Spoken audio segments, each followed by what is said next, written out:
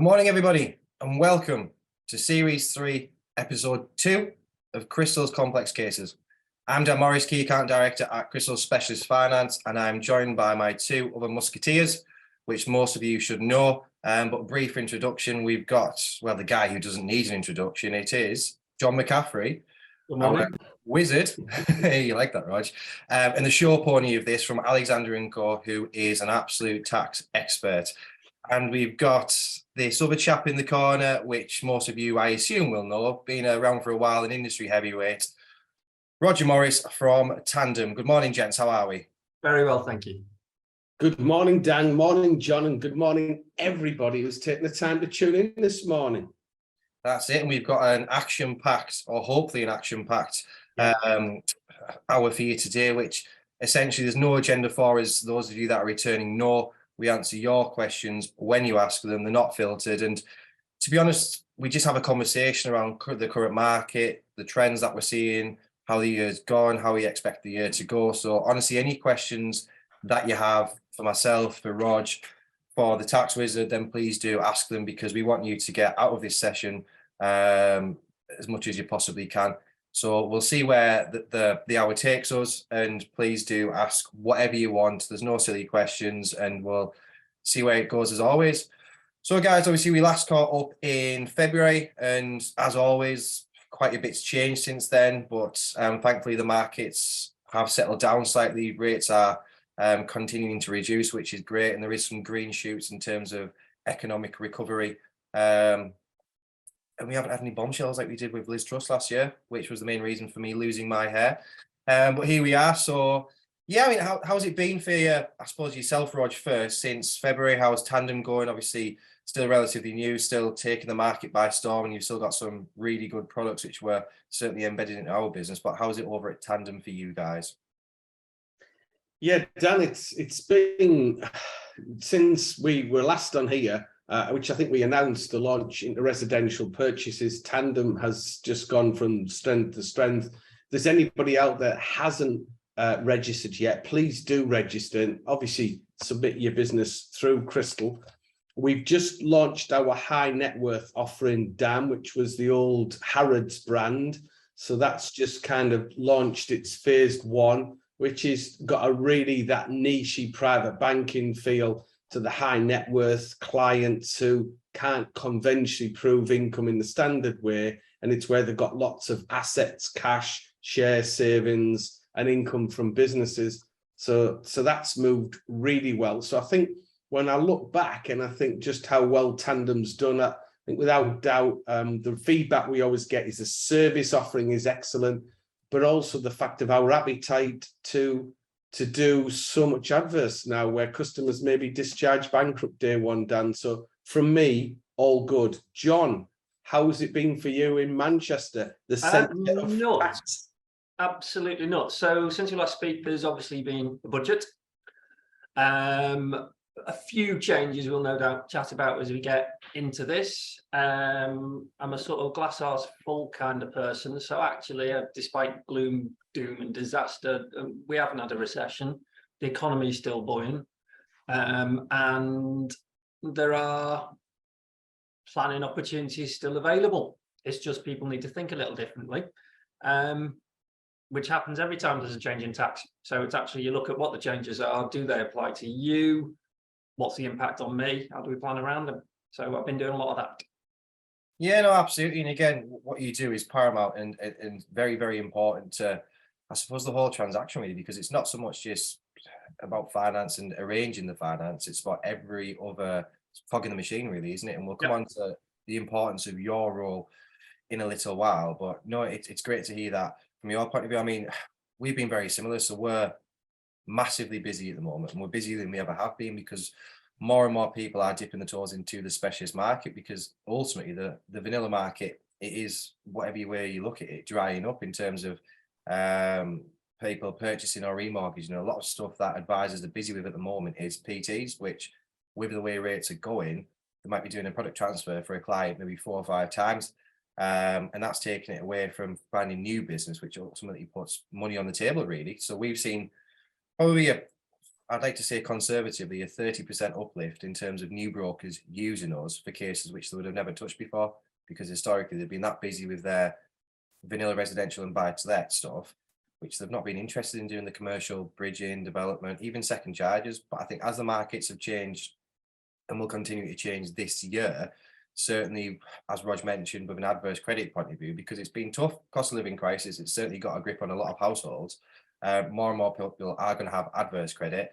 They're not going to have the income multiples there to get further advances from the current lenders. So they're going to be looking at second charges and things like that. So again, this certainly isn't a crystal push. This is an educational webinar, but times like these, you need to look to partner up with someone like ourselves, or other packages out there in the marketplace, which can essentially turn your muck to brass and create more income streams for you and opportunities. So yeah, there's a bit of food for thought. But Roger, just a question, not as much a question that came in, but Kim's just mentioned that she completed the form to register for Tandem, but they haven't heard back yet. When did Kim send it? I suppose I wonder if Kim, if you could, I'll give you my email address, Kim. It's roger.morris@tandem.co.uk. Kim, if you just send me a quick message and I'll get that sorted out for you. So roger.morris@tandem.co.uk.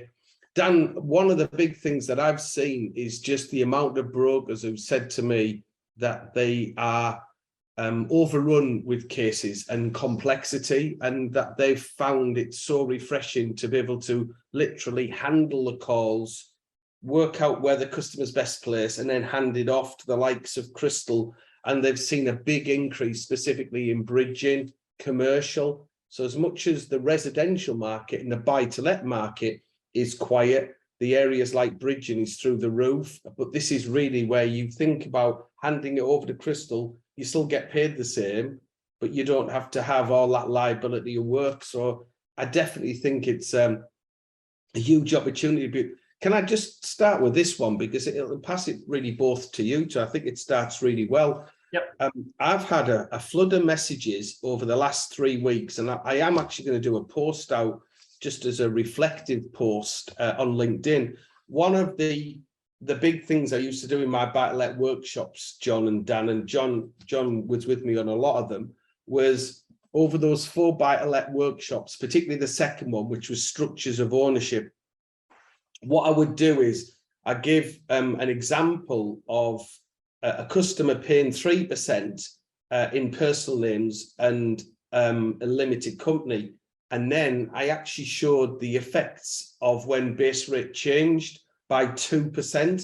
So moving what was then an average rate, you could have got a 3% to a rate at 5%. And I remember there must have been 9,000 people went through those workshops. Everyone used to laugh going, interest rates, they'll never go up 2%. That's not going to happen. So it's kind of a bit fictitious. You know, they'll stay roughly where they are.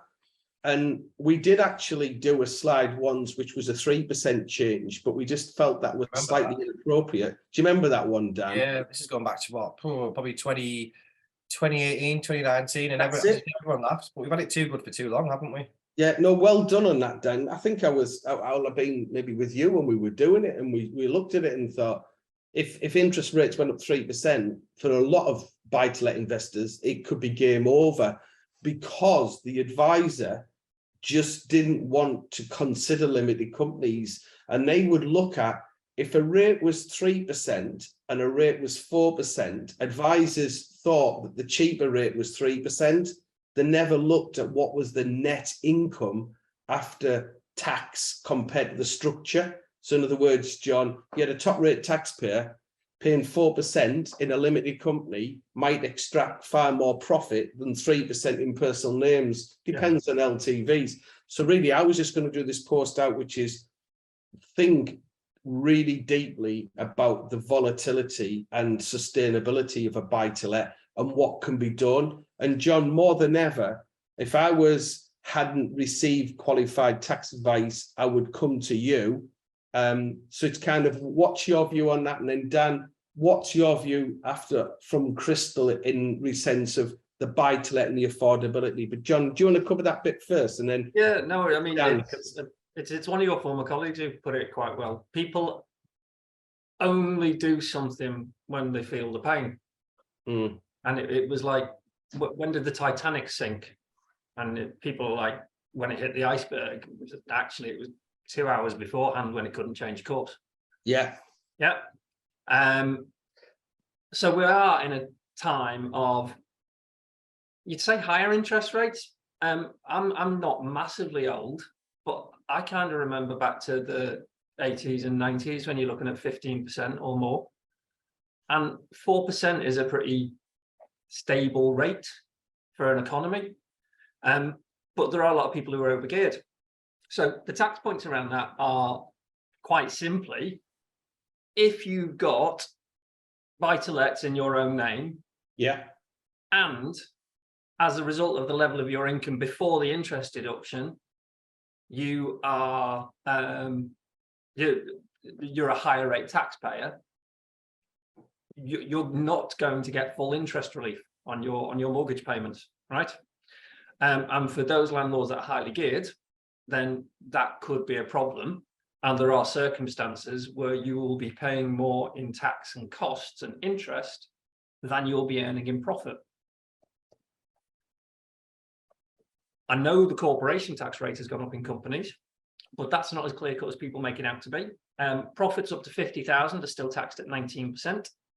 Profits over 250,000 are taxed at 25%. And there is a sliding scale between the 50 and the 250,000, whereby if you combine it with the 19% rate, you go from 19 to 25. The kicker in that is if you're in the 50 to 250 and you look at that band alone, your tax is actually 26.5% due to the way the calculation is done. That all said, all of those rates are better than 40% or 45%. And as I've said from, I think, day one in these things, it is very much dependent on your personal circumstances as to whether a company is the best route for you. But if you are not making any profit on your buy-to-lets due to the fact that you're getting the interest restriction, a company really should be considered. I couldn't agree more, John. Dan, how are you finding things when it comes to, I know you deal a lot with complex buy-to-let. I think the sweet spot now is if you're at 60%, I think you should be relatively okay, but obviously add the advantages of using a limited company. But how is the Crystal Desk doing when it comes to that, those loan to values where they need 75 or 80 or God forbid 85%? Yeah, no, it is a struggle, and it's becoming more of a struggle for more and more people. And as I suppose, not a surprise, the further south you go, the more of a struggle it is, because properties in the land of the north, they yield really well, and that's why we're seeing certainly an increase from a purchase point of view of more and more buy-to-let investors purchasing further north outside of the normal geographical locations, which they would do. But yeah, no, we're seeing a lot of people, which I wouldn't say the mortgage prisoners as such, but they just can't get what they need. However, refreshingly, more and more lenders are coming to market where we can use top slicing. So obviously with that, background income, top slicing, get them to where they need to be. But it's just market awareness really, because there's still a lot of brokers out there which are ultimately vanilla, which is absolutely fine. But they are getting the pushback from these more mainstream lenders, and they're struggling to be able to place them ultimately. So yeah, we're seeing more and more people come to us with, I wouldn't say such a simple scenario, but for us it is. Look, it doesn't stack up with these lenders. What can we do? Well, let's look at drawing on background income, top slicing, and getting them to where they need to be. Or if it's a case of actually, do you know what, they're at 30% LTV, so it's not geared highly at all, but actually they're wanting to take money out of the property, so they're wanting to capital raise to do further investments or purchase, which we're seeing a shift into HMOs and semi-commercials again because of the yield. How can they do it? And they haven't thought about a second charge option, which again, we're putting that across to them. So we're not so much recommending it, but it's saying, look, you can do it this way. We're gonna have to top slice, and the overall rate's gonna be higher. However, let's do a combination of keep it where it is now, because you still got that 2% interest rate, which is phenomenal. You can't get a further advance with that lender. So let's look at a second charge. Blended rate overall is actually still going to be far better. Service is better, doesn't it? Because with second charges, the income multiples even on residential, are far more generous than Yeah. what they are on a first charge basis. But obviously interest rates on second charges, as we're aware, are more expensive. So it's just about not being, I'd say in the current marketplace, from a lending point of view, not being narrow-minded and blinded by one solution. And if that solution doesn't work, then you bin it off. Because Yeah. again, the best solution that you have, Rog, and even John has, I could have a completely different one. So it's about having two minds working together, coming up with that solution. So yeah, but no, the struggle is real, and more people will struggle in terms of being able to get these LTVs. So again, it's just using the people around you. That's all I can say. But yeah, there's always solutions out there. It's just being aware of them. And again, Yeah. rates can reflect the risk. So if we're having to use background incomes and stuff like that, and these more, not so much subprime lenders, but challenger banks, then again, you're going to pay higher interest rates. However, customers aren't particularly bothered by that. It's basically, can you get it done? And can you provide me a solution to be able to do this, continue and grow my portfolio? Now, flip it on its head, as much as we think our interest rates are high, and certainly from people which have only been in the market for probably since 2008, when the rates did start dropping and crashing, and we've not been in the norm. I was talking to a guy yesterday over in Ghana. He's got a portfolio within the UK, but current interest rates over there, they're about 29% at the moment, which is absolutely phenomenal. Obviously, that varies a lot more frequently than what ours do. But just to put it in perspective, the interest rates over there 2 years ago, probably 8%. So they've had a 250% uplift in interest rates. And it is a phenomenal level, 29%. So yeah, but no, again, we are seeing more and more people which are struggling to reach the LTVs that they want from a servicing point of view, but there is always solutions out there. It's as simple as that. Dan, one of the customers that I'd referred over to John, and it's just the bit which I still cannot even get today. Is there was a couple in Birmingham, in Edgbaston. He was a top rate taxpayer. His wife didn't work. They owned the buy-to-lets in personal names as joint tenants. They're relatively highly geared. And the house in Edgbaston that they had, Dan, was worth, I think it was about 1.8 million unencumbered. And what I'd suggested that if they really understood the risks and the rewards by being able to capital raise a large chunk of money on the resi, the rate they could get was substantially cheaper than the buy-to-lets. And even if they didn't want to raise the money for the buy-to-lets just on the residential, Dan, what they did in the end was brought down their LTV sub 60% to be able to attract those cheaper rates in personal names. And then John's team literally did the trust document and basically was even prepared to take over the accounts, do Form 17 straight away, and you could still offset the interest on your residential as well as your buy-to-let, as long as you could apportion that interest rate. So it's about thinking, as you said there, differently, which is think of your overall equity position in residential and buy-to-let and where you can attract the cheapest funds. Yes, raising money on your residential comes with its risks, but you've got to think about that. And the other point, Dan, we're seeing more landlords with HMOs more distressed now than before, because they've had the winter with the increased energy bills where it's been inclusive in the rent, and that's dramatically impacted on profit. And now this variation scheme with councils when it comes to registering rateable value, either on a room or on the actual building itself. So if your rateable value is now on the bedrooms, that in effect could wipe out your profit as well. So it's starting to become whether or not your HMOs in the Article 4 area and where it comes to the impact of whether or not utilities are included in the bills. But it certainly is, without doubt, John, it's where good tax advice is still needed. It's going to surprise you even now, as you said, you've got to feel the pain and then come to John and go, right, come on then, how can you sort this out? 100%.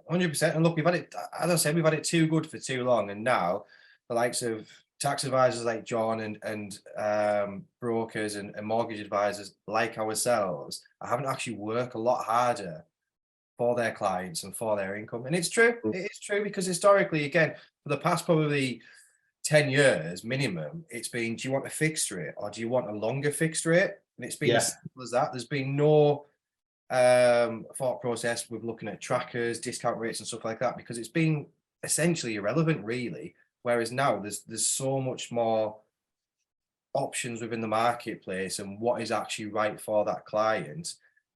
It's looking at the full holistic financial review and just getting the overall information on that client, their full position, to then be able to sit down, look at it, review it, and then, as you've mentioned, provide the best advice, looking at all assets and seeing what the most cost-effective way is, best form of advice for that client to get them from A to B. And as you mentioned, some of it could be raising, say, a non-reg second charge on a residential to purchase an investment property. So there's so many different options now available. Because we're having to diversify. We're having to diversify what we're securing against, how we're securing it, and be, I suppose, more creative with it. Because otherwise, a lot of the stuff doesn't fit. And yeah, you're still going to get your mainstream stuff that's going to fly straight through and it's not going to cause you headaches. But I promise you, by Q3, Q4, there's going to be a tighter grip on the financial services, because we're constantly getting nailed, and there's going to be not so much more regulations, but more stringent criteria which has to be met.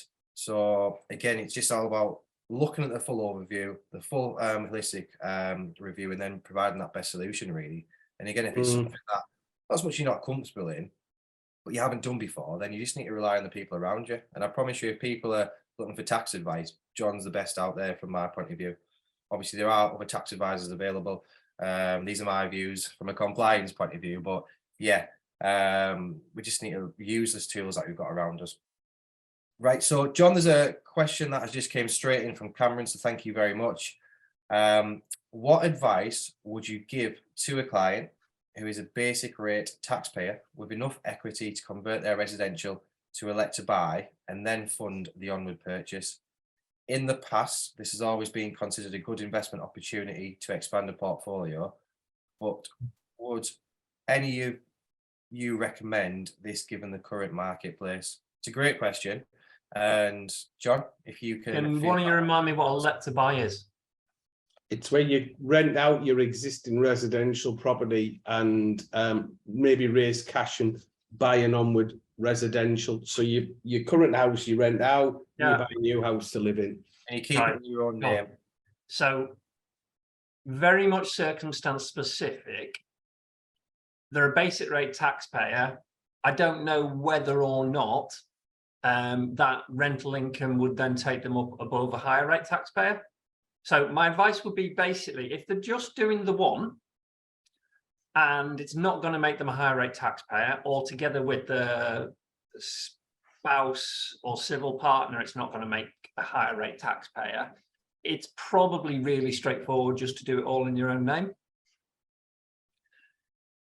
If it's the start of something, or it might make you substantially a higher rate taxpayer, the transfer of your main residence to a company is free of capital gains tax. So you've got a decent starting position on transferring your property over. Now, your equity then in that property is owed to you from that company. So you've also got a loan from that company you could take out tax-free over a period of time, should you wish to do so, which gets you a nice stream of income without adding any additional tax burden. The company would pay stamp duty land tax on that transfer, which is a cost you've got to factor in. The other thing you would need to factor in is if you kept the first property in your own name and bought a second, you are paying the additional 3% stamp duty land tax on the second purchase. If you transfer your first property to a company, before you do the sale, you're not paying the 3%. Within 3 years of the second purchase, you can recover that 3%. So as always, and I'm bang harp on about it, it is very circumstance specific. But again, I think in those circumstances, a company is probably worth considering if it's the start of an investment portfolio. Can I just reiterate what John's just said there? I mean, what John's not easy to work out is just what is the rental income that current residential property converted to a buy-to-let will give? Will that trigger into the 50? how much is the new property. So let's say if the new property was, say, 400 grand and the existing was 100, the stamp duty savings of converting that property into a limited company, just on those rough math, would make sense. But then if it was in London where that existing property, say, was 600 and you were buying one for 800, it might not. So you'd have to work out that stamp duty cost. But what I would say, John, what we often find is where people do one and think that's all they're going to do, but then they make, at the moment, the demand for rental properties is insane. You put a buy-to-let on the market today, I'll have 21, 23 people, families queuing up to try and bid for that property. So the demand is there. Buy-to-let's never been in a better place. The math just has to work. So with something like this, for John to give the exact figures, it's worth that consultation, John, to do it, without a doubt, isn't it? It's certainly worth that. It is. It is. Yeah. I had a great example this week, because people think, actually, you know, I've not got a lot of income, but actually I don't really want to spend the fee with somebody like me. So broker got in touch with me, one of his clients, lovely lady. She's an accountant, and don't get me wrong, it's not an insubstantial amount, but it's not some of the, a total income with accountancy income she does from home and some rental income. Yeah. Is 50 grand. Right. Yeah. And we had a chat around it, and it turns out she's also paying the maintenance for her kids to go to university. Yeah. By the time we'd finished, kids ended up as 5% shareholders. They were taking dividends to pay the maintenance. She was saving the tax on those dividends because she was not having to pay it out of her own income anymore. She had a company. We separated into a couple of companies, right? She could control her tax outflows. And by the end of the conversation, she had saved more than my fee in year one, and will continue to make that saving several years going. Phenomenal. That's fantastic. That just shows the power of some great advice, doesn't it? Yeah. Yeah. So that's a great case study, that it really is. But yeah, coming back to that original question, it's figure specific, isn't it? So there's no one size fits all. It's what the values, what's the rental, and then work out the calculations on that basis to whether it is. Dan, I had a question coming, if I can ask one. It's just been text to me. Yeah. There's been an awful lot of commentary recently, and again, breathtakingly incredible, inaccurate information from a lot of specialist lenders regarding the up and coming EPC changes. And it seems to be people want to get a headline in the press, even some mainstream news outlets, of which they make an informed judgment, but not based on fact.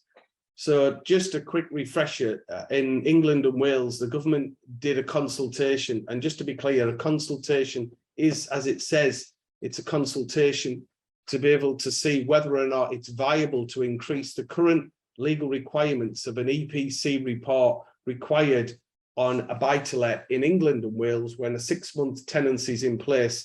Currently, that needs to be an E, and the consultation was moving to a C. Now, that consultation basically came to a conclusion that if C was introduced for new tenancies from April 2025, there'd be about 1.8 million families legally evicted on that day. Specifically, or actually, I should say that the full eviction date would have been when existing tenancies, which was the April 2028, came in, Dan, but it was just not viable for new tenancies to be created.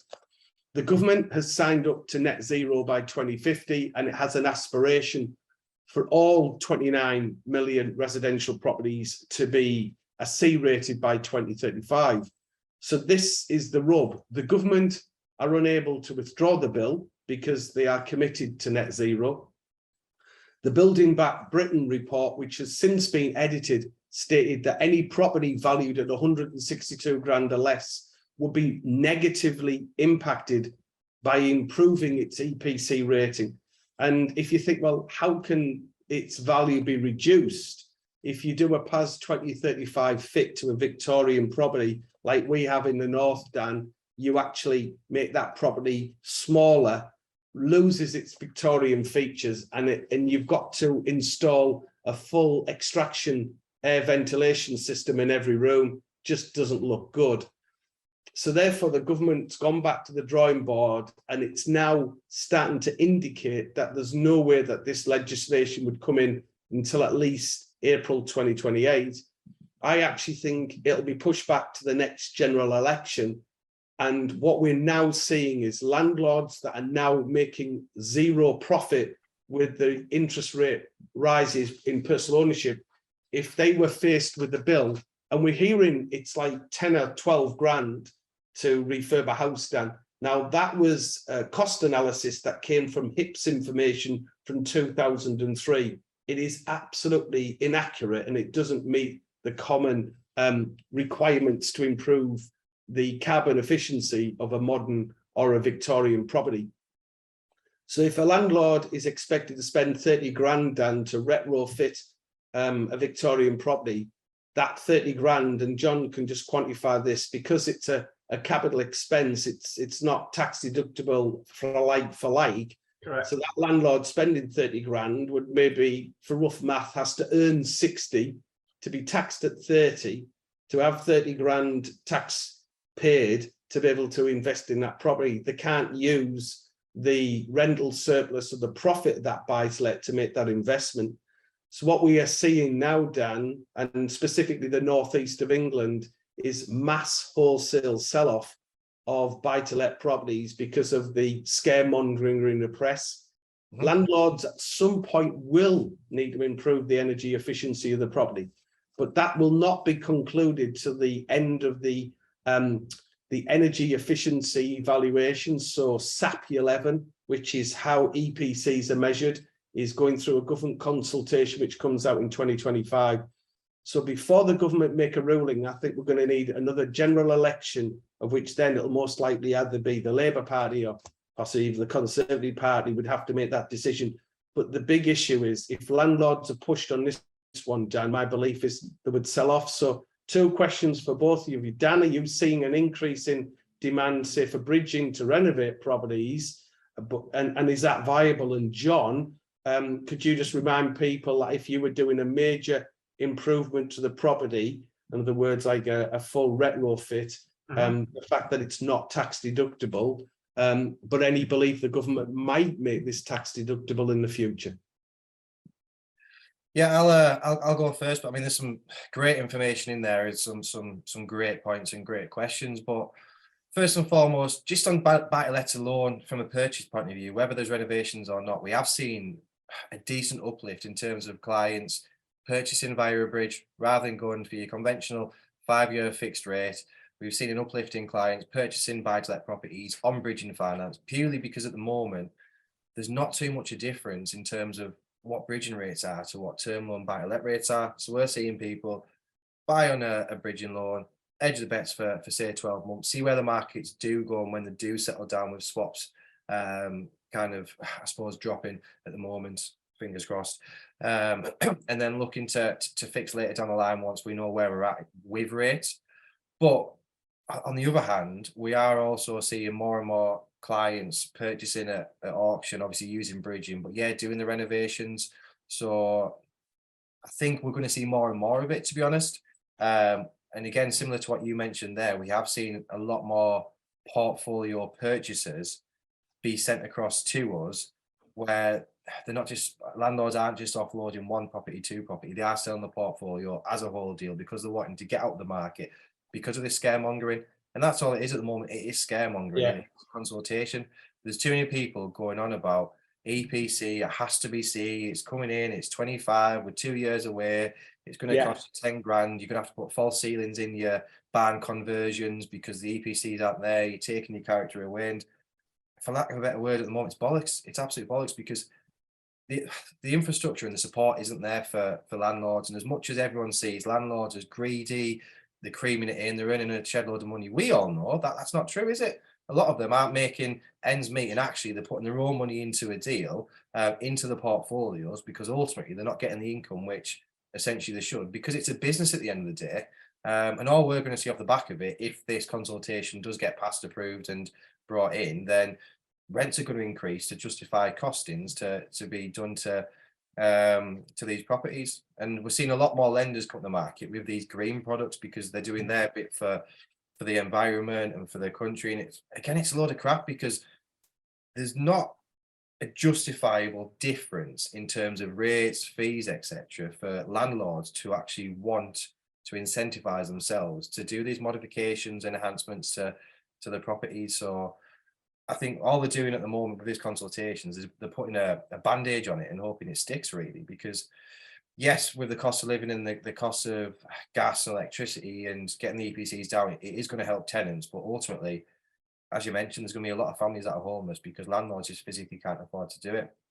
But from a bridging point of view, yes, we are seeing an uplift in clients purchasing and even raising money on a bridge to get the work done to then be able to refinance out of it. So I think we're going to continue to see an uplift throughout this year and into 2024 for the use of bridging finance for these sorts of properties to do this works.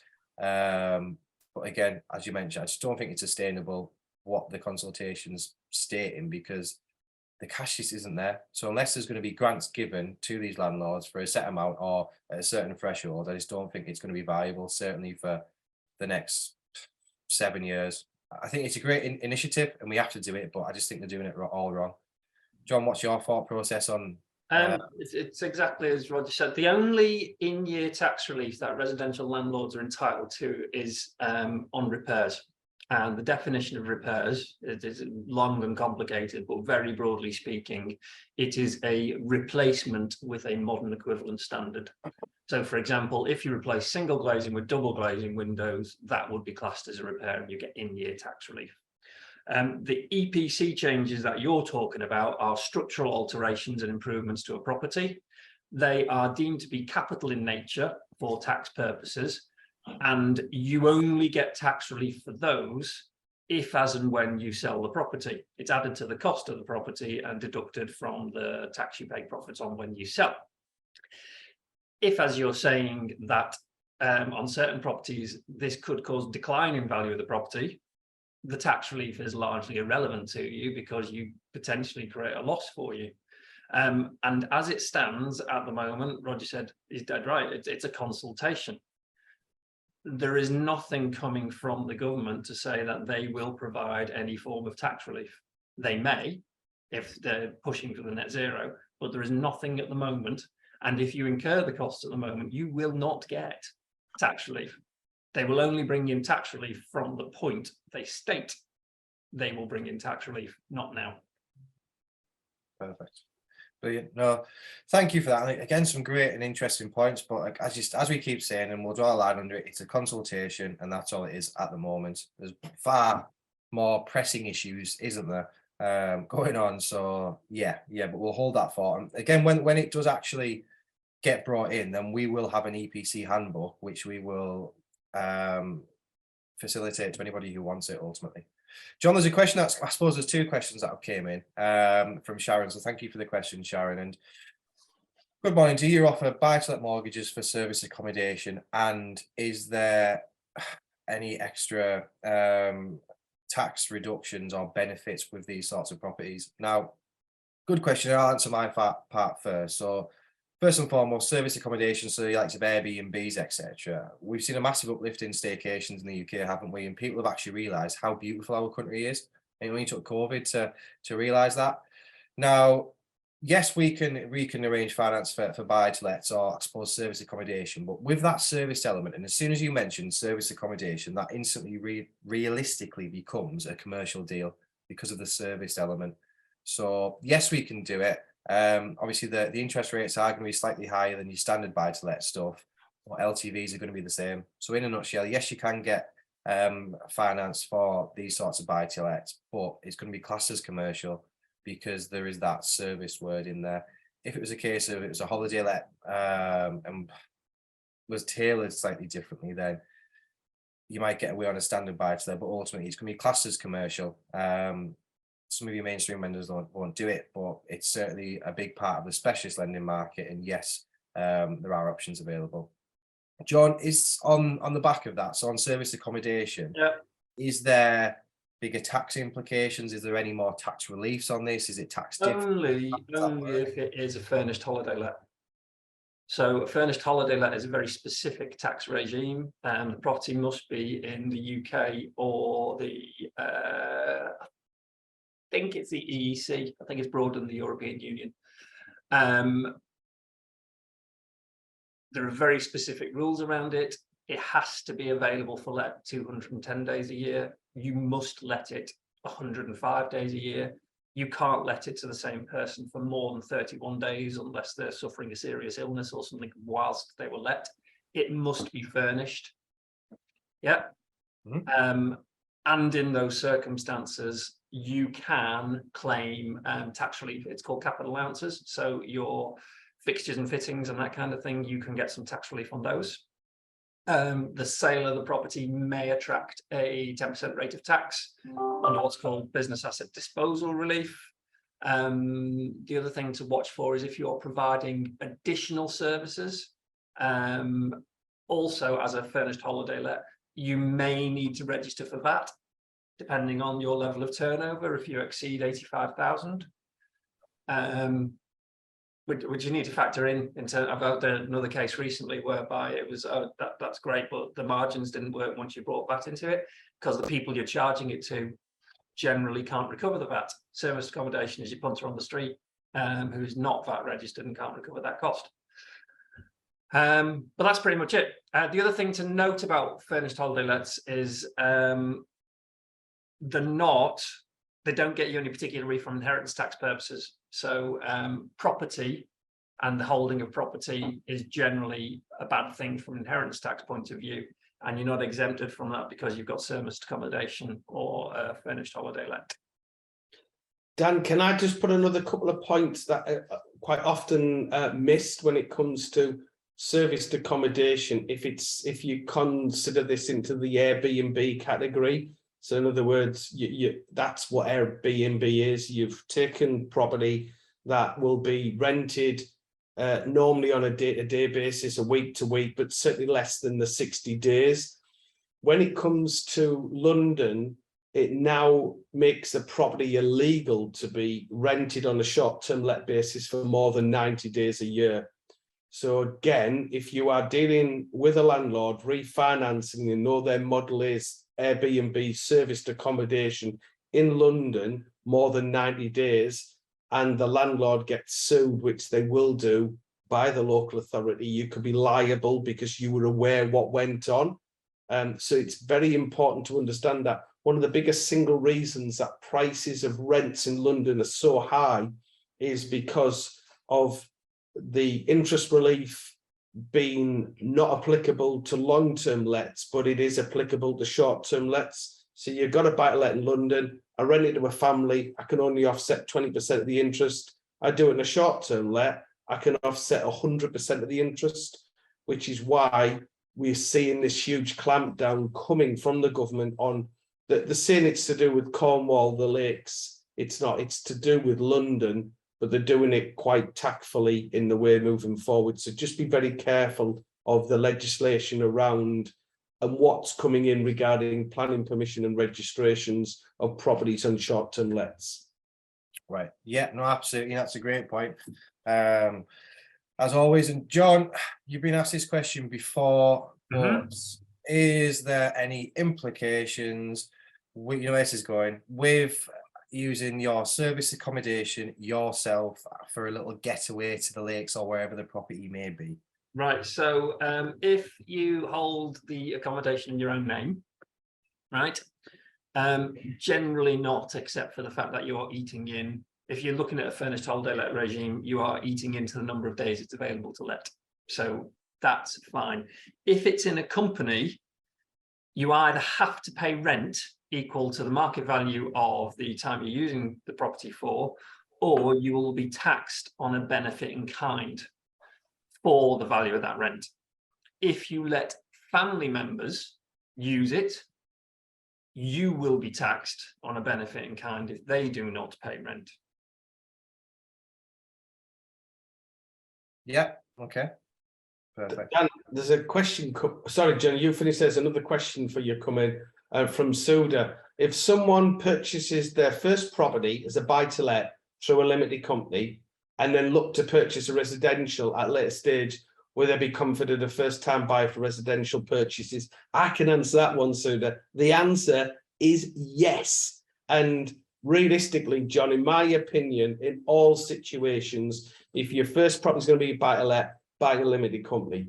Yeah, because that way you keep your exemption rules. I mean, and if you're in the devolved nations, if you're in Wales and Scotland, it's 4% stamp duty, and it's 3% at the moment in England, and you don't know if the things change. Sorry, I'm just doing a bit of tax advice there, John, on my own. I'll stop you when it goes wrong. You need to do your compliance first and say these are your views and not Tandem's. Yeah, the good thing is at the moment I'm technically not doing back to that, but that's hopefully coming very soon, Dan. Perfect. No, that's exciting. And you haven't plugged Tandem as much today as you normally would have done. You're not sat there going like that or anything. What's So, behind his God, head? yeah, Glenn, it's so right.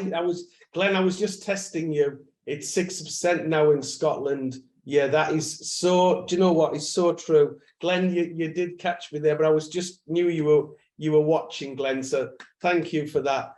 And more importantly, Glenn, if you've seen now the largest lack of supply of available quality rental property is now in Scotland.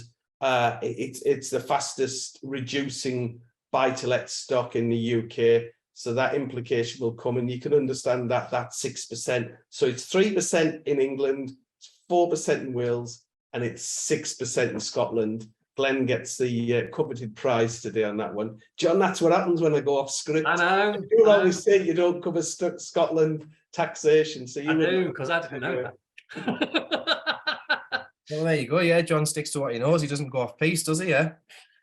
No, Glenn gets the prize of the day. But no, that's brilliant. I mean, do we have any more questions that people want to ask before we start wrapping this up? I'm conscious we're getting across closer to 1:30, and we don't like to run over. Because yeah, I've two quick questions from me. Samantha's coming in for a question, but just two quick questions. John, what's hot with you? And just keep it short, but what's hot with you? What would you say is the number one topic across your desk at the moment? And then Dan, I'm going to ask you the same. Okay.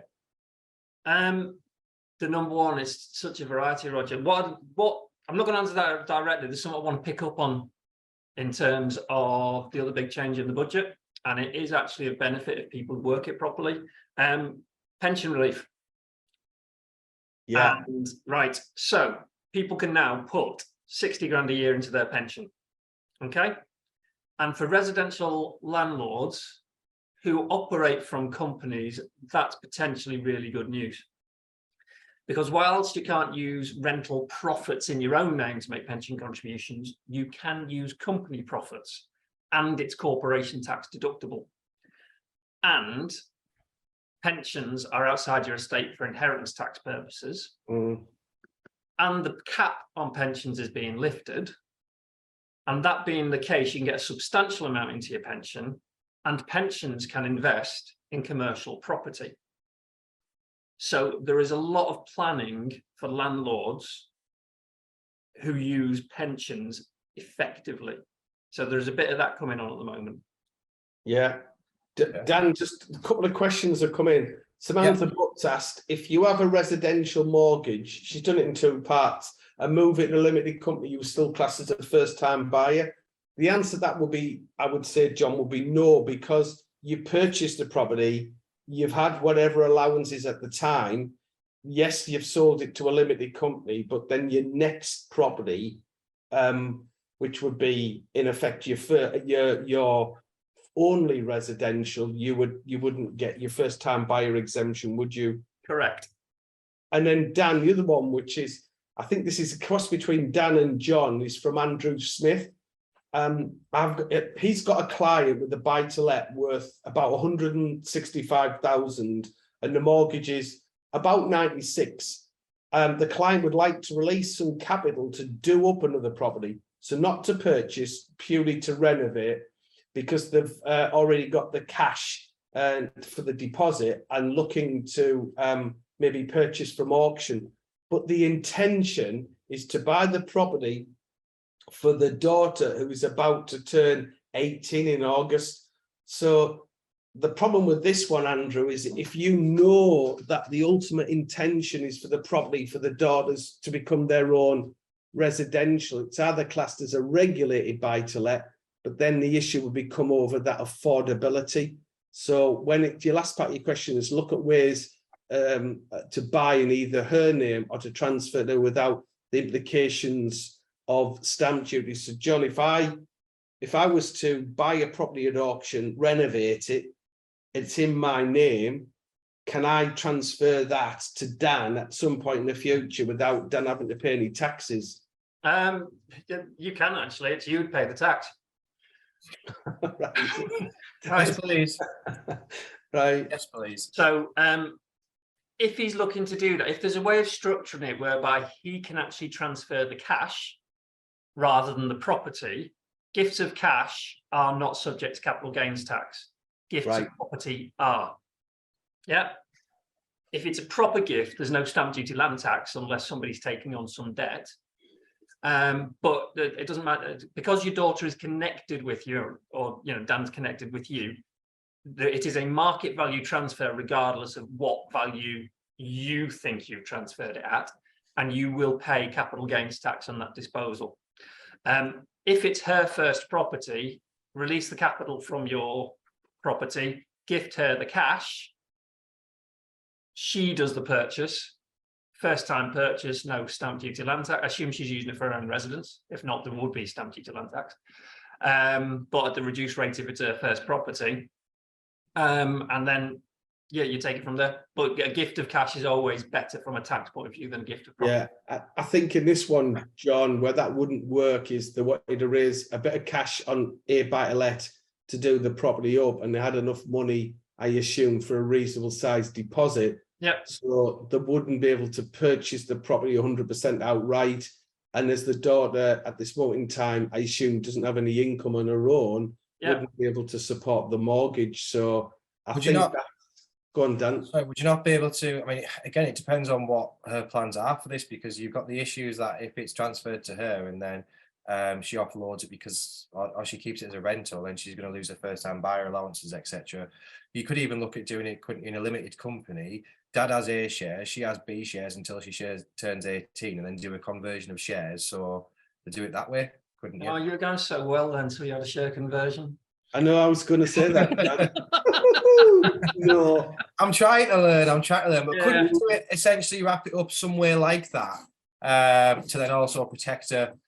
Depending what he could do, Dan, is a family investment company structure, which is not dissimilar to what you just said. So I said exactly that, John. I said exactly that. If it is for the daughter's benefit rather than as a main residence for her, he could set up a limited company. He could buy the property. He could loan the funds in, and then the company would owe him that amount. But then his daughter would have a second class of share, which would entitle her to, doesn't control, but it would entitle her to dividends and would entitle her to the growth in the value of the property.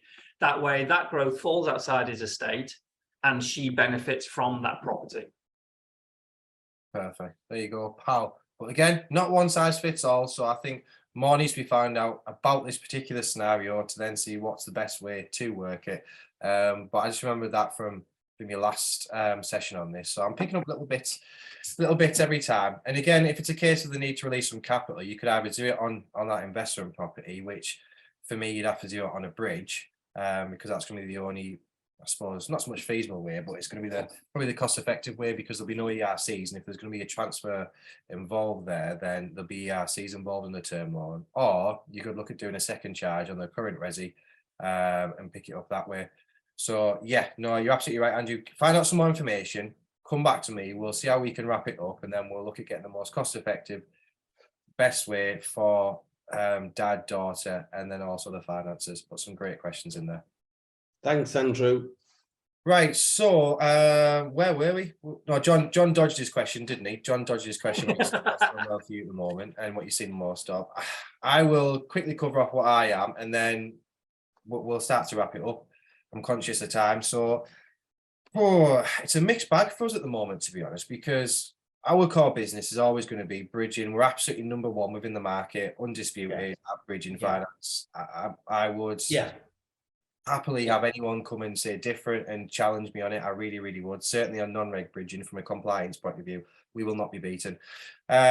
We've seen an uplift in that, and we've seen an uplift in advisors that are actually looking to dip the toes in the bridging market. Currently, it's about 10% of the brokers out there are doing bridging, but I'm hoping that's going to increase with more and more people wanting to learn more, really, learn and earn. We're seeing an uplift in commercial, so more and more clients are looking to diversify their portfolios and buy commercial premises. Unfortunately, we've seen quite a few businesses fold over the last 12 months with still the fallout from COVID. So we're seeing more investors look to purchase these units and either do a conversion into even residential units or just simply rent them out. But what we are starting to see an uplift of, which hasn't been a huge focus for us, but it's certainly something that we are getting interested in, is second charges. We're seeing a massive uplift in second charges, and certainly more and more second charges being sent to us from ARs of networks.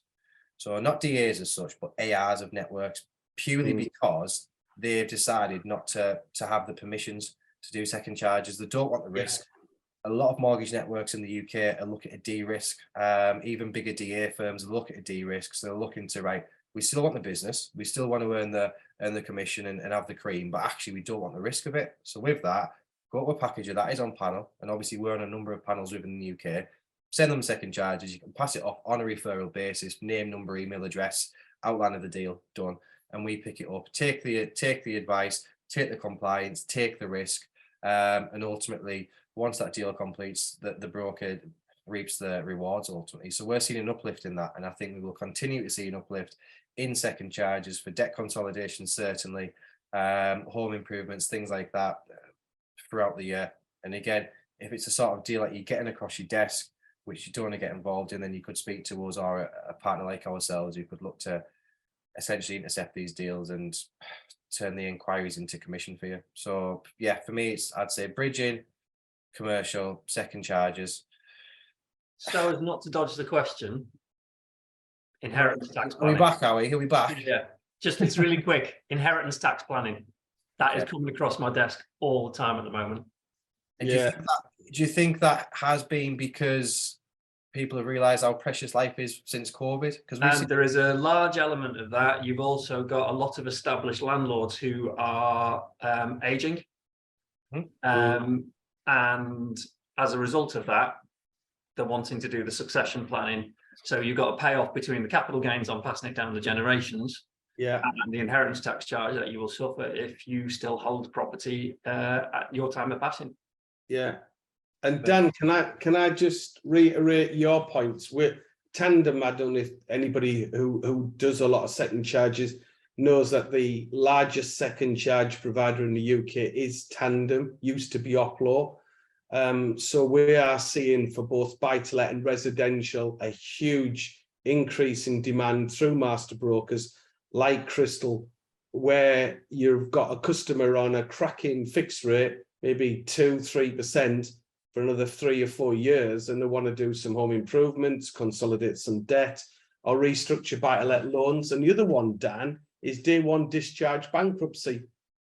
We get so many people ring our office saying, well, you do a day one discharge bankrupt at 85%, no upfront fees, and you'll add a broker fee to the loan, Dan, without charging interest on it, still becomes something that brokers don't understand. So really, really great opportunities. And last question before we have to go, Dan, was Andrew Smith just wants you to get back to him to say that he's got a business with 3 builders who are looking to buy and refurb properties in their own name. Now, again, John, my bit, if I was going to do that, I'd do it in a limited company. Because if they buy and refurb properties, that's a trade, it's not capital gains. So if they end up with income from that, it'll be subject to income tax. So as soon as they breach 50 grand, they're paying 40% tax on the profits. Whether they'd be better off doing a limited company. Absolutely. Yeah. So, Andrew, what I'd be saying, 2 things you would need to do. I'd get the 3 builders to potentially have a meeting with John, understand how to set up that limited company SPV with the right SIC codes, and really understand that it's been well thought through. And then once that is up and running, then Dan and the team at Crystal will be able to provide different funding strategies depending on what that property is and how long that loan's going to be out for. So it could be your standard bridge, or it could be some form of mid-term development finance. So there's a number of different reasons of funding strategies, just depending on what the building and where they are. So that's how I would do that one, Andrew. Dan, Yeah. let's leave it to you to summarise now. Yeah, absolutely. Absolutely. No, yeah, I mean, get in touch.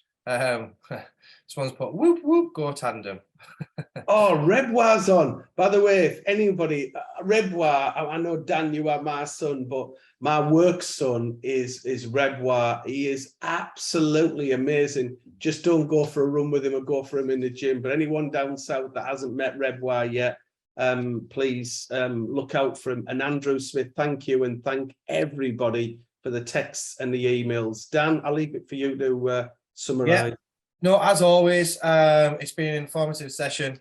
I've learnt a fair bit, as I imagine everybody else has. It hasn't been too technical, and I've been caught up by a few things. John and Roger got a few things wrong in Scotland, but no, it's been a good session as always. So thank you very much. We really appreciate everybody coming on, everybody asking the questions, and just hopefully you found it as useful as I have. So yeah, guys, do you want to say thank you, and then I'll just do the close? Well, I've just got to say a massive thank you to my old mate, Rory O'Mara, who I've known virtually most of my life. Rory's on the South Coast, who is a true legend in his own right. And all the other people who've come on today, thank you so much. Please remember Tandem for all your financial needs, Crystal Specialist Finance, and for tax advice, the one and only John McCaffrey. John. Thank you very much. No, just thank you for the opportunity. It's always good. It's always interesting. Yeah, the different stuff comes up, and hopefully people are learning about. It's basically make sure you get your facts right. And once you get your facts right, you can put a solution in place. That's it. Use the people around you. Have some great people in your corner, whether it's us, whether it's John, whether it's people that are completely independent to us, but just have a great support network, because it's not just about that transaction. It's about the wider impacts, and then essentially the dominoes effects which unfolds afterwards. You as the mortgage advisor, you are at the heart of the transaction. Whatever goes wrong in it, you always get the blame. It's as simple as that. The accountants, the tax advisors, they get off scot-free. It's purely the mortgage advisor that gets it. But no, thank you very much for joining. Hopefully you found it a good session. We'll be back in June, which information will follow on that shortly. So please do come and join us again. Please pre-ask your questions, and most importantly, have a great day. Enjoy the spring. We can see the green shoots, and we'll speak to you soon. Thank you very much. Cheers, guys. Thanks, guys. Bye. Thanks, Dave.